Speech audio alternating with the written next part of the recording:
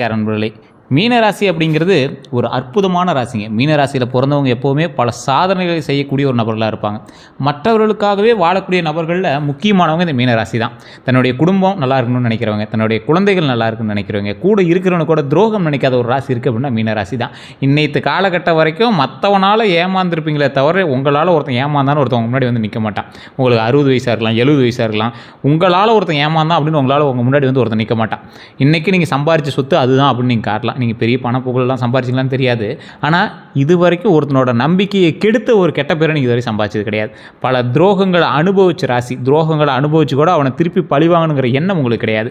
கோவப்பட்டிருப்பீங்க, மனசளவு கோவப்பட்டிருப்பீங்க, அவனை அடிக்கிறான் குத்துறான் அதுன்னு பண்ணியிருப்பீங்க. ஆனால் உங்களால் ஒரு விஷயம் கூட அவனை தண்டிச்சிருக்க முடியாது.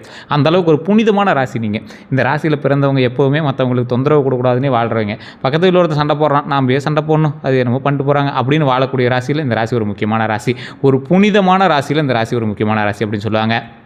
மீனராசியினுடைய குணாதிசயங்கள் அப்படின்னு பார்க்கும்போது கருணை மனம் கொண்டவங்களாக இருப்பாங்க.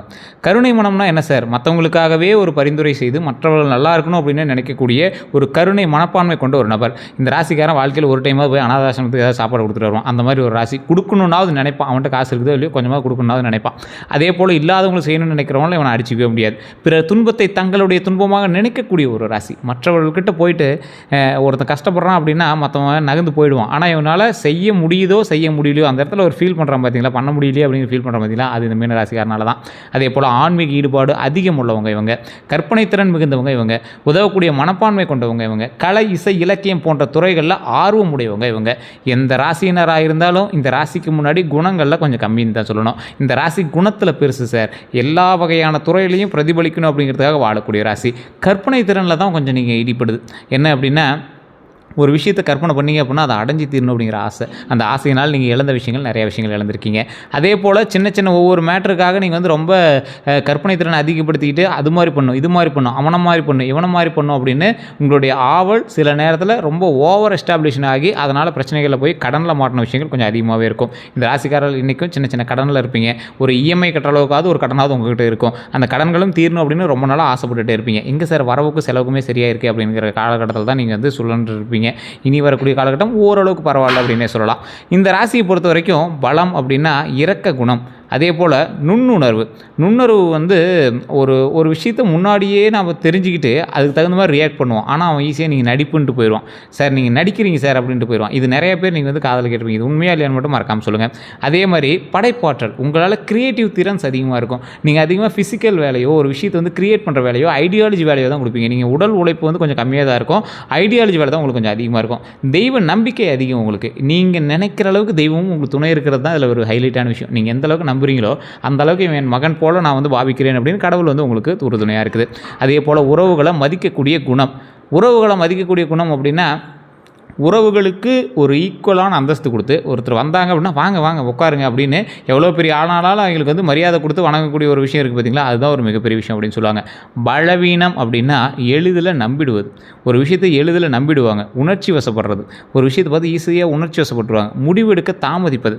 முடிவெடுக்கிறதுக்கு தாமதம் அப்படின்னா இந்த ராசிக்காரரை பொறுத்த வரைக்கும் முடிவெடுக்கிறதுக்கு சின்ன சின்ன தாமதங்கள் இருக்கத்தான் செய்யும். அது ஒரு பலவீனமாக மாறுறதுக்கான காரணம் இவன் வந்து லேட் முடிவு எடுக்கிறான், அப்போ பொய் சொல்கிறான், யோசித்து சொல்கிறான் அப்படிங்கிற மாதிரி சொல்லுவாங்கள்ல, அந்த மாதிரி சில விஷயங்கள். பிறரால் ஏமாற்றப்பட வாய்ப்புகள் அதிகம். உங்களை வந்து ஈஸியாக ஏமாற்றிடுவாங்க. இதுதான் உங்களோட பலவீனம்.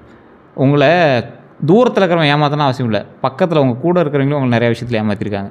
எக்ஸாம்பிள் உங்களோட குடும்பம்னு சொல்லிட்டு போயிடலாம், நட்புன்னு சொல்லிட்டு போயிடலாம். அவ்வளோதான், ஈஸியாக உங்களை வந்து சொல்லிட்டு போயிடலாம். அந்தளவுக்கு பல கஷ்டங்களையும் ஏமாற்றங்களையும் துரோகங்களையும் சந்தித்த ராசி இந்த மீனராசி.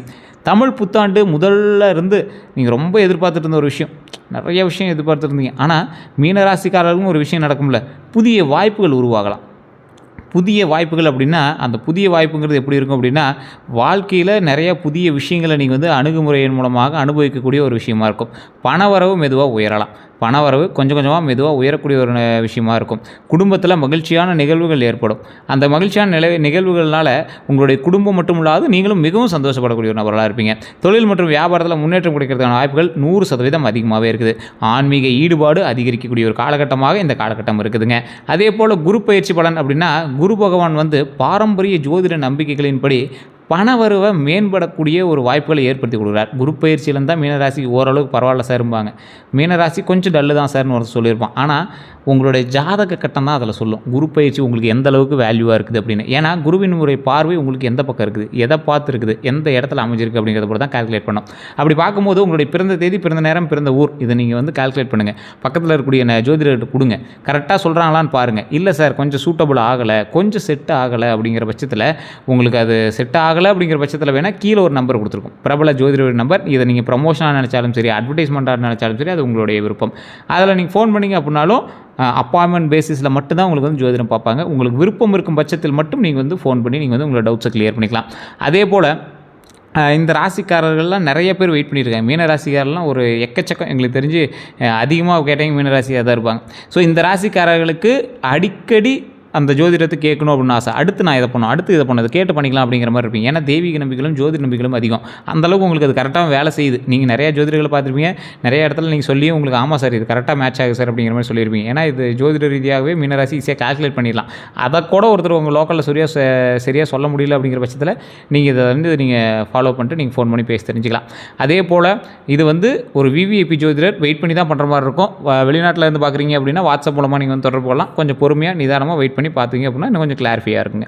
அதே போல் இந்த ராசிக்காரர்களுக்கு குழந்தை தொடர்பான நல்ல செய்திகள் வந்தடையும். குடும்பத்தில் ஒற்றுமை ஓங்குங்க.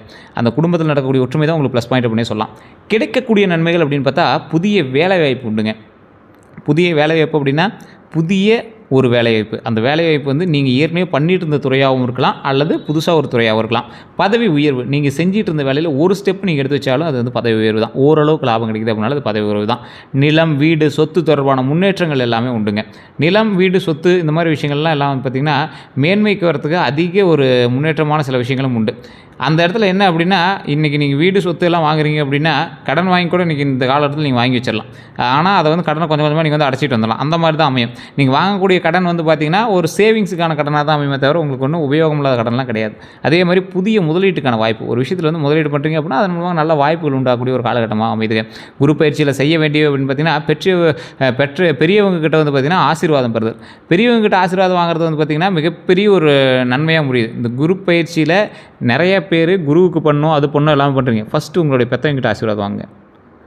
பெற்றவங்ககிட்ட டெய்லி ஆசீர்வாதம் வாங்குறீங்களோ, இல்லை வாரத்தில் ஒரு டைம் ஆசீர்வாதம் வாங்குறீங்களோ, இல்லை இந்த மாதத்தில் ஒரு டைம் வாங்குறீங்களோ, இல்லை இந்த வருஷத்தில் அடுத்த குரு பயிற்சிக்குள்ளேயே நீங்கள் வாங்குறீங்களோ, இந்த குரு பயிற்சியினால் மிகப்பெரிய யோகம் உண்டாகக்கூடிய ராசியில் மீன ராசியும் ஒருவராக வர வேண்டும் என்றால், உங்கள் ஜாதகம் அதில் இருக்க வேண்டும் என்றால் பெரியவர்களுடைய ஆசி வேணும். கல்வி மற்றும் அறிவு வளர்ச்சியில் கவனமாக இருங்க. ஸோ கல்வி, அறிவு இது ரெண்டுக்கும் ஒன்றும் வேறையா அப்படிலாம் நினைக்காதீங்க. நீங்கள் கற்றுக்கூடிய எந்த விஷயமா இருந்தாலும் அது அறிவு சாரும். நீங்கள் கற்கக்கூடிய புத்தகத்திலேருந்து நீங்கள் செய்யக்கூடிய தொழில் வரைக்கும் அது ஒரு வகையான கல்வி தான். இது ரெண்டுத்துலேயும் கவனமாக இருங்க. அதோட வளர்ச்சியில் கவனமாக இருங்க. சேமிப்பு பழக்கத்தை வளர்த்துக்கோங்க. சேமிப்பில் கொஞ்சம் அதிக பழக்க வழக்கத்தை வளர்த்திக்கோங்க. தான தர்மங்களில் ஈடுபடுறதில் கொஞ்சம் பார்த்து நிதானமாக பொறுமையாக பண்ணிங்க அப்படின்னா மிகப்பெரிய ஈடுபாடுகள் உண்டு. ஆன்மீக வழிபாடு எப்போவுமே தேவை. ஆன்மீக வழிபாட்டின் மூலமாக பல நன்மைகள் உண்டு. அதை மட்டும் நீங்கள் கொஞ்சம் பார்த்து பண்ணிங்க அப்படின்னா போதுமானது. அதே போல் செய்யக்கூடாதவை அப்படின்னா அவசர முடிவுகள். சார் லேட்டாக முடிவு சொன்னால் லேட்டாக முடிவு சொல்கிறாங்க, அவசரமாக சொன்னாலும் இப்படி சொன்னால் எப்படி சார் அப்படின்னு கேட்டிங்கன்னா, உங்களுக்கு அவசர முடிவுகள் கோபத்தினால ஏற்படுதுங்க. தேவையற்ற கடன் வேண்டாம். ஸோ டக்குன்னு ஒரு விஷயம் செய்யணும், வீட்டில் சொல்கிறாங்க, ஒய்ஃபு சொல்கிறாங்க, திட்டுறாங்க, அது கடன் வாங்கி கூட கட்டிக்கலாம் சார், தயவு செஞ்சு யோசிங்க. அவங்கள உட்கார வச்சு பேசி சமாதானம் பண்ணி இந்த நேரத்தில் இந்த கடன் தேவையா, இது தேவையற்ற கடன், அதிக நம்பிக்கையால் ஏமாற வேண்டாம். வெளியே யாருக்கிட்டையுமே அதிக நம்பிக்கையை கொடுத்து ஏமாற வேண்டாம். கோபத்தில் உறவுகளை கெடுத்துக்காதீங்க. சட்ட ரீதியான ஆவணங்களை படிக்காமல் கையெழுத்துடுங்க. நல்லா படிச்சுட்டு கையெழுத்து போடுங்க. சட்ட ரீதியான ஆவணங்களை படிக்காமல் கையெழுத்து இடாதீங்க, அதுதான் மெயினுங்க. அதே போல் 2024 புதிய வாகனம் வாங்கக்கூடிய வாய்ப்புகள் உண்டு. 2026 இந்த 6 மாதத்தில் நீங்கள் வாங்கியிருந்தீங்க அப்படின்னாலும் ஓகே, இல்லை இனி வரக்கூடிய காலங்களில் நீங்கள் வாங்கினீங்க அப்படின்னாலும் ஓகே. புதிய வாகனம் வாங்கக்கூடிய வாய்ப்பு, பழைய வாகனத்தை மாற்றக்கூடிய சிந்தனை, குடும்ப பயன்பாட்டிற்கான வாகன யோகம், அதாவது குடும்ப பயன்பாட்டுக்கான வாகன யோகமும் உண்டுங்க.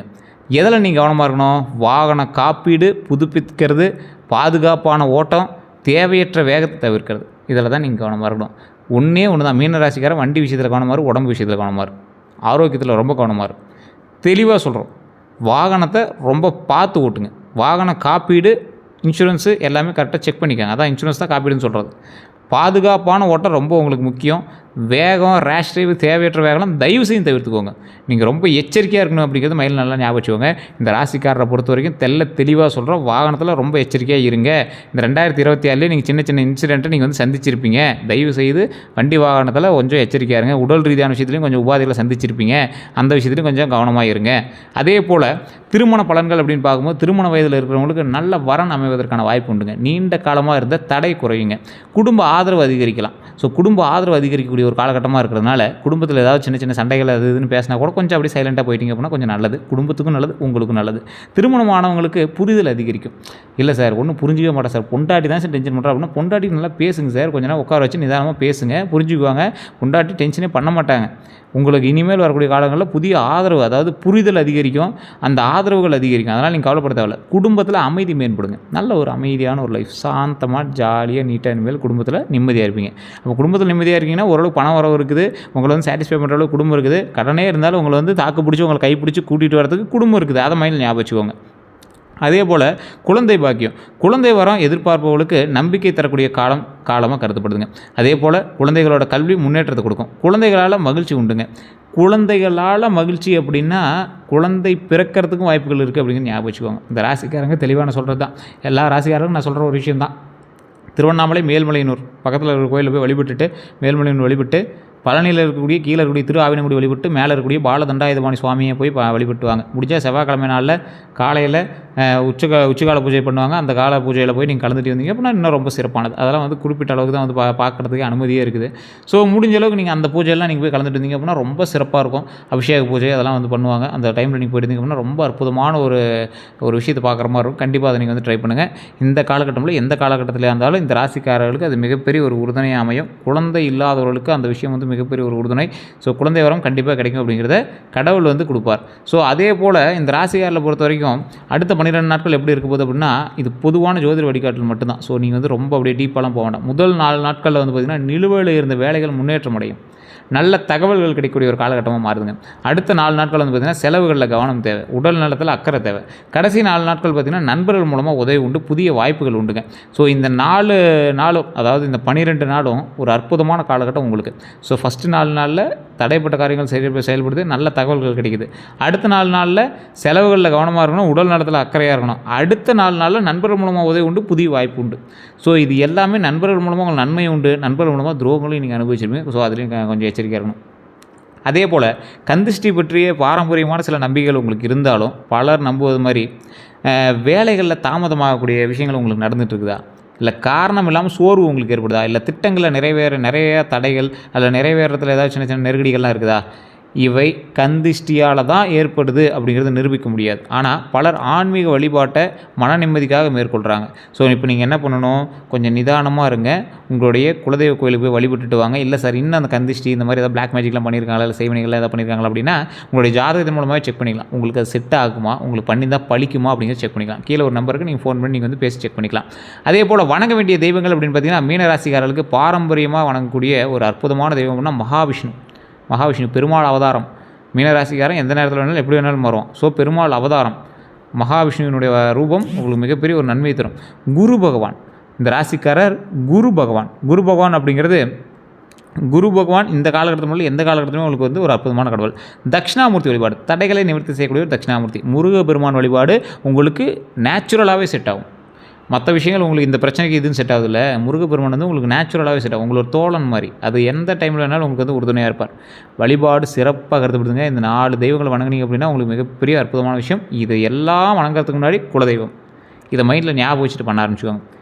எந்த நிற ஆடை உங்களுக்கு நல்லது அப்படின்னா பாரம்பரிய நம்பிக்கைகள் முன்னாடி மஞ்சள், தங்க நிறம், இளஞ்சிவப்பு, வெள்ளை, இது எல்லாமே உங்களுக்கு அற்புதமான ஒரு விஷயம். தானமாக வழங்கக்கூடிய விஷயங்கள் அப்படின்னா மஞ்சள் துணி தானம் பண்ணுங்கள், கல்வி உதவி பண்ணுங்கள், அன்னதானம் பண்ணுங்கள், புத்தகங்கள் வாங்கி கொடுங்க, ஏழை மாணவர்களுக்கு உதவி செய்யுங்க. ரத்தினங்கள் அப்படின்னு பார்த்தா ஜோதிடத்தில் பொதுவாக குறிப்பிடப்பட்டவைன்னு பார்த்தா புஷ்பராகம், சிட்ரின், இது 2 ரத்தினங்களுமே அணிவதற்கு முன்னாடி நிபுணர் ஆலோசனை செஞ்சு பண்ணுங்கள். இல்லை சார் தெரியல அப்படின்னா கீழே ஒரு நம்பருக்கு கால் பண்ணி உங்களுடைய ஜாதகத்தை செக் பண்ணிட்டு அதுக்கு தகுந்த மாதிரி பண்ணிக்கலாம். சார் இந்த தடங்கள்லாம் நிவர்த்தி ஆகிறதுக்கு ஏதாவது கோயிலுக்கு போயிட்டலாமா அப்படின்னு கேட்டால் ஆலங்குடி குருஸ்தலம், இது நான் சொல்கிறது மீன ராசி ஓவராலாக சொல்கிறேன். நீங்கள் ஜாதகத்தை செக் பண்ணிங்கன்னா வேறு மாதிரி இருக்கும், கொஞ்சம் வேரியேஷன் இருக்கும். ஆலங்குடி குருஸ்தலம் இந்த காலகட்டத்தில் உங்களுக்கு உதவக்கூடியது. திருப்பதி ஸ்ரீ வெங்கடேச பெருமாள் கோவில், அதே போல் ஸ்ரீரங்க ரங்கநாதர் கோவில், பழனி முருகன் கோவில், இந்த 4 ஆலயம் நீங்கள் முடிஞ்சால் ஒரு ஆலயத்துக்காக போயிட்டு வந்தீங்க அப்படின்னா உங்களுக்கு நல்ல ஒரு விமோச்சனம் கிடைக்கக்கூடிய விஷயமா இருக்கும். அடிக்கடி பழனி போவோம் சார், அடிக்கடி திருப்பதி போய்ட்டுவோம் சார் அப்படின்னா உங்களுக்கு ஒன்றும் ப்ராப்ளம் சார். ஸ்ரீரங்கத்திலே தான் இருக்க, அடிக்கடி ஸ்ரீரங்கம் போய்ட்டு வாங்க, ரொம்ப அருமையான ஒரு விஷயம். ஆலங்குடி பக்கத்தில் தான் குருக்கோயிலுக்கு போய்ட்டு வாங்க, ரொம்ப நல்லது. யார்கிட்ட எச்சரிக்கையாக இருக்கணும் அப்படிங்கிறது தெளிவாக சொல்ல நோட் பண்ணிக்கோங்க. அதிக வாக்குறுதிகள் கொடுக்குறவங்ககிட்ட ரொம்ப எச்சரிக்கையாக இருங்க. பணம் கடன் கேட்டு திருப்பி கொடுக்காதவங்ககிட்ட எச்சரிக்கையாக இருங்க. உங்கள் இறக்க குணத்தை பயன்படுத்த நினைக்கிறவங்ககிட்ட எச்சரிக்கையாக இருங்க. ரகசியங்களை கேட்டு பரப்புறவங்ககிட்ட கொஞ்சம் எச்சரிக்கையாக இருங்க. மீன ராசிகளுக்கு சுவாரஸ்யமான அம்சங்கள்னால் உள்ளுணர்வு அதிகம். பல சமயங்களில் யாரையும் பார்த்த உடனே இவங்க எப்படியாப்பட்ட ஆள் அப்படின்னு கணிச்சு விடுவாங்க. கனவு உலகம், கற்பனை திறன் அதிகம், கலை ஆர்வம் அதிகம், இசை நாடகம் இந்த மாதிரி எழுத்து ஓவியம் எல்லாத்துலேயும் உங்களுக்கு வந்து ஆர்வம் அதிகம். ஆன்மீக ஈடுபாடு, தியானம், ஜபம், பக்தி, வழிபாடு ஆகியவற்றில் ஈடுபாடு கொஞ்சம் அதிகமாக உங்களுக்கு இருக்கும். மன்னிக்கும் குணம் அதிகம், அதுதான் இதில் ஒரு பெரிய பாயிண்ட். அதே போல் இந்த ராசிக்காரோட வாழ்க்கையில் கடைப்பிடிக்க வேண்டியவை அப்படின்னா சேமிப்பு அதிகரிக்கணும். உங்கள்கிட்ட இருக்கிற வருமானத்தை ஃபஸ்ட்டு சேமிப்பு பண்ணுங்கள். உடனே ஹோட்டலுக்கு போகிறது, வாங்குறது, சுற்றுறது, ட்ரிப் அடிக்கிறது தயவு செஞ்சு சேமிப்பை இது பண்ணுங்கள், அதிகப்படுத்துங்க. சேமிப்பை அதிகப்படுத்துங்க. உடல் நலத்தை கவனிங்க. அவசர முடிவுகளை தவிருங்க. யாரையும் கண்மூடித்தனமாக நம்ப வேண்டாம். ஆன்மீக ஈடுபாட்டை வளர்த்துக்கோங்க. பெற்றோரை மதிங்க. நேரத்தை வீணாக்காமல் இருங்க, அதுதான் மெயின். புதிய திறன்களை கற்றுக்கங்க. ஃபோனை நோண்டிட்டு இருக்கிற டைமில் அதில் ஏதாவது ஒரு லேர்ன் பண்ணுறது கற்றுக்கோங்க. கடனை குறைக்க முயலுங்க. இன்னையிலேருந்தே ஸ்டெப் எடுங்க. டெய்லி 500 எடுத்து வைங்க, டெய்லி 100 எடுத்து வைங்க, டெய்லி 5000 பெரிய வருமானமாக 5000 எடுத்து வைங்க. உங்கள் கடன் சீக்கிரம் குறைய ஆரம்பிச்சிடும். நம்மளோட கடன் சீக்கிரம் குறைய ஆரம்பிச்சிடும். நல்ல நண்பர்களை தேர்ந்தெடுங்க. கடன் குறைஞ்சோடனே லாபம் அதிகமாக ஆரம்பிச்சிடும். அதே போல் கோபத்தை கட்டுப்படுத்துங்க. நம்பிக்கையோடு முன்னேறுங்க. இந்த காலகட்டம் நம்மளுக்கு ஒரு அற்புதமான காலகட்டம். தயவு செய்து உங்களுக்கு சந்தேகங்கள் இருக்குது அப்படிங்கிற பட்சத்தில் கமெண்ட் செக்ஷனில் பதிவிட்டு மீன ராசிக்காரர்களுக்கு பகிருங்க. தயவு செய்து இது உண்மையாக இல்லையா, நான் சொன்னதெல்லாம் உண்மையாக இல்லையான்னு மறக்காம கமெண்ட் செக்ஷனில் பதிவிடுங்க. அதே போல் இந்த வீடியோ இதுவரை யாரும் பார்த்துட்டு சப்ஸ்கிரைப் பண்ணாமல் சப்ஸ்கிரைப் பண்ணிக்கோங்க. அப்படி பக்கத்தில் பெல் பட்டன் மறக்காம ப்ரெஸ் பண்ணிக்கோங்க. இதுவரை நம்ம சேனலை ஃபாலோ பண்ணாமல் ஃபாலோ பண்ணிக்கோங்க. எல்லோருக்கும் நன்றி நண்பர்களே.